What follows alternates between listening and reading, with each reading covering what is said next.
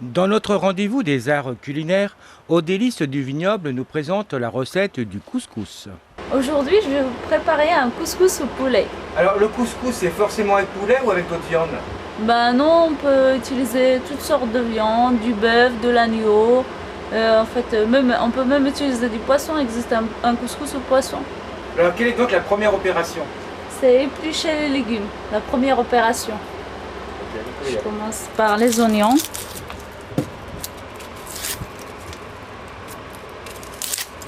Pour que ça pique pas aux yeux. C'est-à-dire que lorsque vous lavez, les oignons, ça pique pas aux yeux. Normalement, c'est ce qu'on dit. Mais moi, je sais pas, ça marche pas avec moi. Voilà. Je coupe en 4. Comme ça.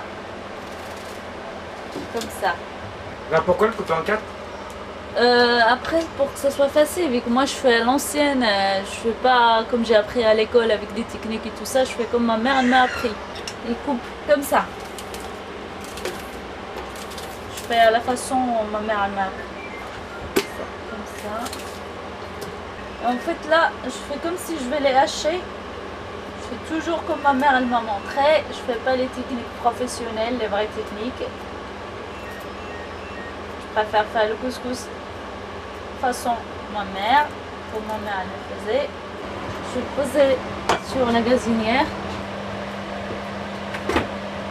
En fait, ce que je fais, c'est rajouter les épices.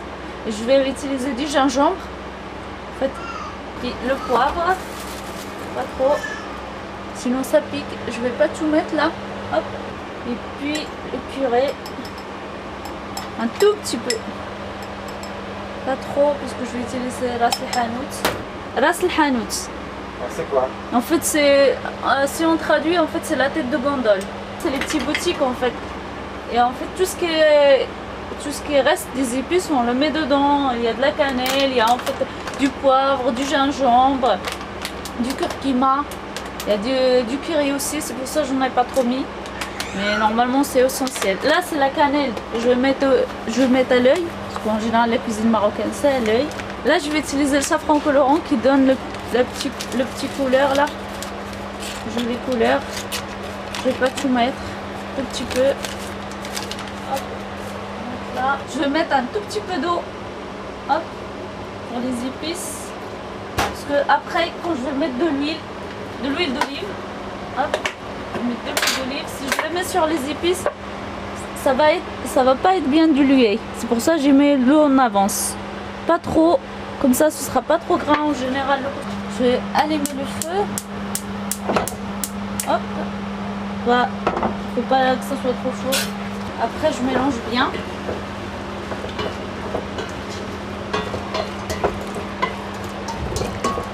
Comment faut-il mélanger?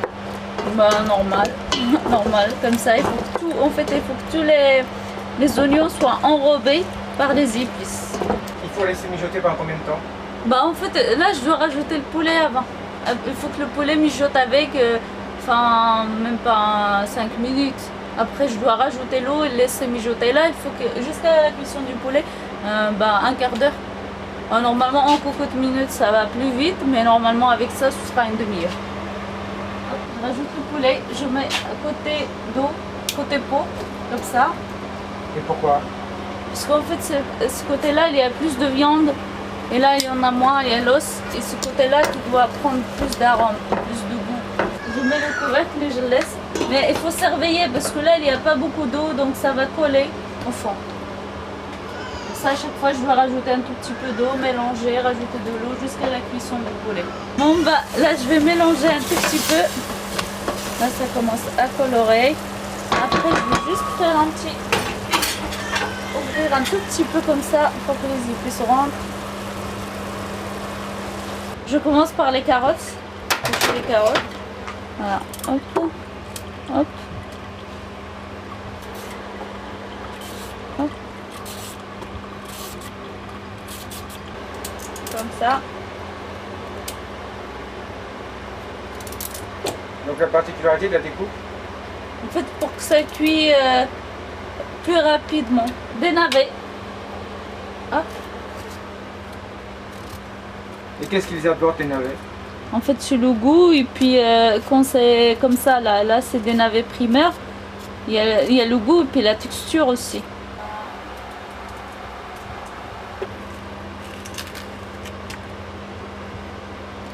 Elle est un tout petit peu abîmée. On retire tout ce qui est abîmé. Après, on va utiliser des courgettes. Hop, voilà, je coupe comme ça. Je vérifie s'il n'y a pas des petites graines parce que des fois, c'est pas trop cool les graines. C'est pas trop... On n'arrive pas à digérer, forcément.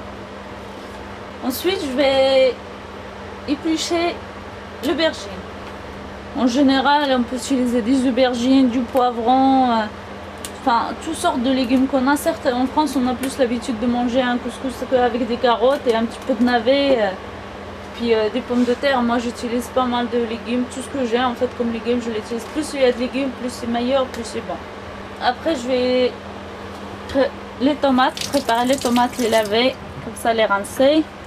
Puis enlever le milieu là, retirer ça, voilà, et puis les couper comme ça.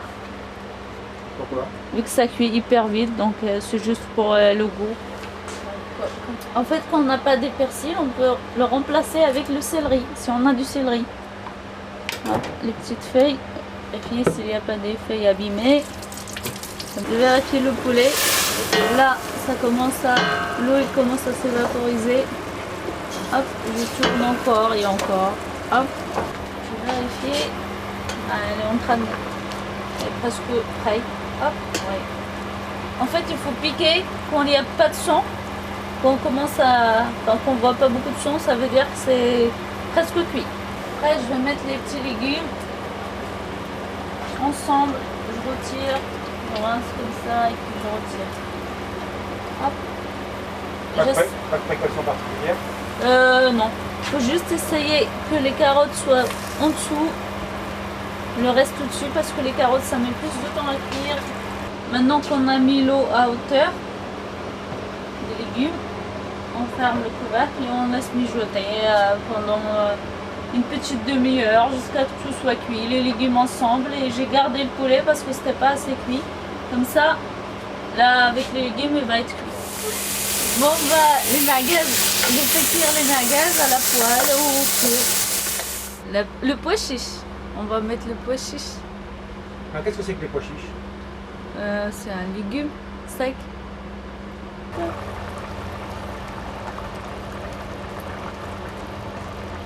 Normalement, c'est trempé la veille. Moi, je l'ai pré-cuit un petit peu. Comme ça, ce sera plus facile à cuire.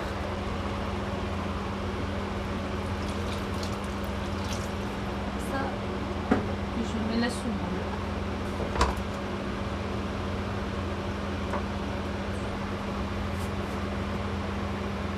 J'ai pré-cuit le pois chiche.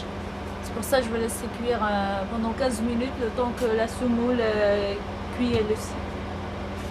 Après, c'est fini. Après, on passe à la dégustation. Comment c'est composé tout ça? D'accord. Avant de passer au couscous, quelques tapas marocains pour mettre en appétit. En fait, c'est des tapas pour l'apéro. Et on peut les manger en entrée aussi. En fait, comme là, on fait plusieurs sortes de tapas. Là, je fais des rouleaux de légumes. Après, des petits toasts, j'en fais avec tous les goûts, tous les saveurs. Puis, il y a les galettes marocaines farcies. Il y a une sorte de pain aussi, comme ça ressemble au pain pita farci aussi, soit aux légumes, soit au poisson, soit à la viande.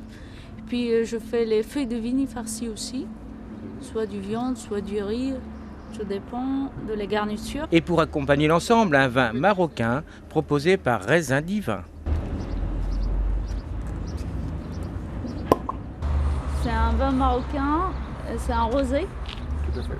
C'est un rosé, il vient de la ville de Meknès, c'est une petite ville dans le moyen d'Atlas, au Maroc. C'est ma ville, je viens de là-bas.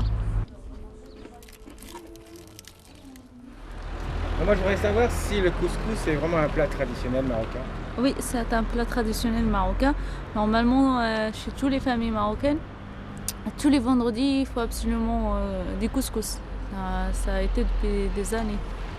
Ça devient un plat du vendredi. Alors, je crois qu'il y a deux types de couscous, dont le royal. Oui, en fait, le royal, en fait, c'est plutôt pour les gens un petit peu aisés. C'est pour ça qu'il s'appelle Royal. Et du coup, il y a toutes sortes de viandes, merguez, du boulet de viande hachée, il y a du poulet, on peut mettre toutes sortes de viandes. Alors par contre, les gens qui n'ont pas trop d'argent, Ce sera soit du poulet avec un petit peu de légumes, soit avec un petit peu d'agneau. En général, la plupart des familles marocaines sont de l'agneau ou du mouton. alors pour accompagner ce couscous, Laurent, qu'est-ce que tu proposes? Donc j'ai prévu un vin marocain qui est le frère du rosé qui a été dégusté avec les tapas. Donc, voilà. Qu'est-ce qu'il a de particulier? Il est très bon, c'est un très bon cépage. Et ça passe bien avec le couscous. Enzo, Minou, Qu'est-ce que vous pensez de ce couscous? il est très bon ce couscous. Qu'est-ce que vous avez ressenti de meilleur? Cette saveur, j'ai adoré cette saveur qui va très bien avec le vin rouge. Et le vin? Et le vin est très bon aussi. Ça se marie bien? Oui, ça marie très très bien. Ouais. Ah oui, si, c'est très bon. Ça coupe un petit peu le poivre, tout ce qui est pimenté. Donc aussi, c'est agréable à boire. Aux délices du vignoble et raisins divins restent à votre disposition pour conseils et dégustations. N'hésitez donc pas à les contacter pour passer un bon moment en famille ou entre amis.